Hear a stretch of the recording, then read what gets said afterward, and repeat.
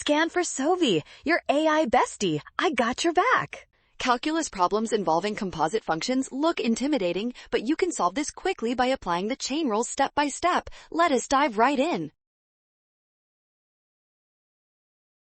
First, we apply the chain rule to the composite function h of x. We differentiate the outer function f, keep the inner function g of x squared, and multiply by the derivative.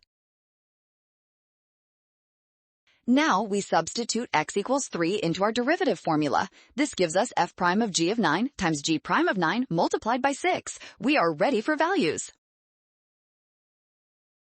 Finally, we look up g of 9 and g prime of 9 from the table. Substituting these values, we find f prime of 4 times 5 times 6 equaling negative 60.